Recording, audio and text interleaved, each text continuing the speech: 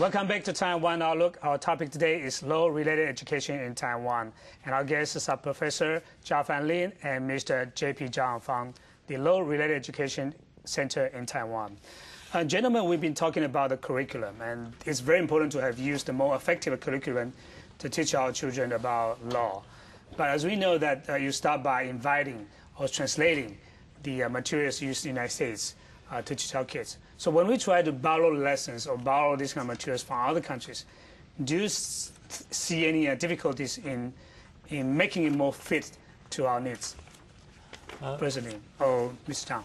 In the beginning, many people think this material is from America, not from Taiwan.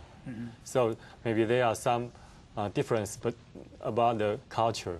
Yeah. But actually, after we use these materials for 5 years, we think the key value in these materials is not so strange to our people. Maybe some examples we should to adjust to be more local for our people. But actually, the value itself is not so strange. And many teachers just think they can just change some examples, then they can explain or express the value very well. But we still find some problems. For example, these materials was used in United States for grade 6 to 9. It's about the middle school. That's right. But after we translated it in Taiwan, we found this material could be used for the high school students. I think the value of law or the concept of law is still strange for many people in our society. But on the other hand, people will ask a very important question. That is, when it comes to rule of law, are there any universal values that transcend different cultures, different political systems, so that we can borrow almost everything from the United States to teach our kids? This is a tough question. But somehow we have democracy. Yeah. And I think there are certain features of democracy we have to teach to our children to be a good citizen of democracy. So to that extent, I think it can be translated. And for example, talking about the authorities. And in this textbook, it teaches about there are two kinds of authorities. One is make a good rule. The other one is choosing good leaders. Yeah. I think it can be applicable to the Taiwanese society. But indeed, this material produced by the Americans and the legal system, the educational system, is all different. That's right. So somehow we have to put some annotations and to make it more applicable into Taiwanese society. So these materials are mainly based upon several important elements, values, and so on. In addition to privacy, authorities, and so on, what are other values that you've been trying to teach our kids or ourselves as well? It teaches also about justice. Justice. And responsibilities. For example, the justice is quite related to the law, the idea of law. And it teaches about the, how to say? Distributive justice. Yeah, that's right. And corrective justice and the procedural justice. And I think which are very important ideas for the law to operate, even in Taiwanese society. Yeah. But promote our children's understanding of rule of law or law itself. People will try to argue that it's not only just learned by reading, but also learn by doing. What are other activities that you are hoping that our schools can adopt in engage our kids in action to promote their understanding of the law? Any activities that you want to borrow from other countries to introduce to our schools? I think it's important to put the idea into practice. Yeah. For example, making a good rule. You can have the class rule and make children to participate to make a good rule. And you can holding a public hearing about a very big important decision for the class or for the school. Yeah. So it can be applicable in a school context. But as you mentioned earlier, that now so far the curriculum in our schools are very crowded. You really don't have time to squeeze in this kind of civic education. So it's very frustrating for you, people who have been promoting the law-related education, when it comes to the very fixed system in our schools. Mr. Zhang. Anything will be bad side and a good side. Yeah. It depends on which side you would like to see. Actually, many people think we cannot see the footage immediately, but we actually reach many principals and teachers and many parents. They encourage us to do this program, and through their encouragement, we can have more energy to promote these materials and to train more volunteer workers to promote this program.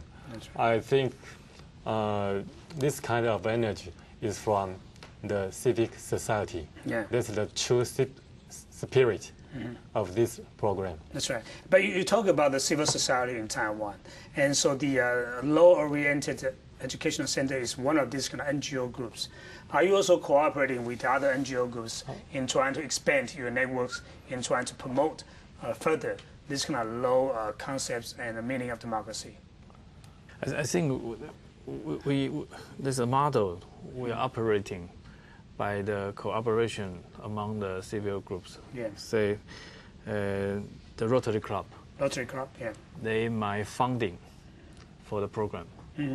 If the school who is interested to introduce this program in their school, we might help them to find the funding for them. That's right. That's a very great incentive for them. That's right. And then for the bar association, who are training the lawyers to familiar with these materials, and the lawyers can go to the school to teach teachers. So it's a kind of cooperate among the civil group, among the Taipei Bar Association, Judicial Reform Foundation, and the Rotary Club in Taiwan. Are you also cooperating with any human rights groups in Taiwan to try to build network with those groups?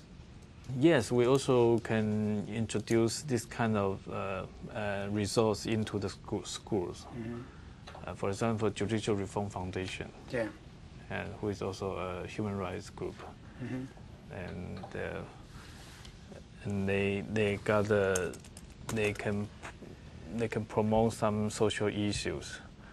For example, the abolishment of death penalty. Yeah. And there's a very famous case, 细致 Trio cases, and Trio murder case. Trio murder case, yes. And we got the first, the experience, and the real case to put forward for the student, or in the university, or even in high school, to know this kind of the social issue in Taiwan society. That's right. But I think in Taiwan society, media are also very important in influencing ourselves' views about human rights, law, and so on. Do you think that our media have played a positive or negative role in educating our society about what law means? Or given that, have you tried to cooperate with the media sector in promoting a better understanding of rule of law? Yes, I think media is a very big influential factors for anything, I think, in nowadays, and also including law education. Yeah. When they mention about some cases, and they mention some laws, sometimes in maybe mistake. That's right. And that will influence a lot of people. And some very they present their idea in a very partial way. That way influence our children. Do you also monitor the media performance and try to educate the media people about law? Because that should be very important, right? Yes. Do you remember there is a very popular TV program, Taiwan 龙卷风? Yeah.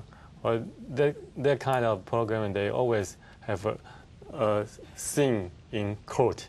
Yeah. But they usually use the court not in Taiwan. The court it seems in Hong Kong or in United States.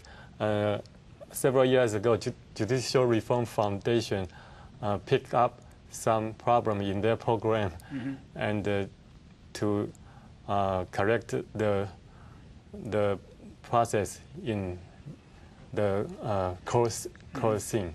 So, but it really takes time and take a lot of people to do that. So we expect more medias will have more legal knowledge to do their program. That's right. So in addition to cooperating with the local groups, I think you also have cooperation with other international non-governmental and governmental groups. So when we come back, we'll talk about your international exchanges and how that kind of networks can help your efforts in Taiwan. So stay with us. We'll be back after these messages.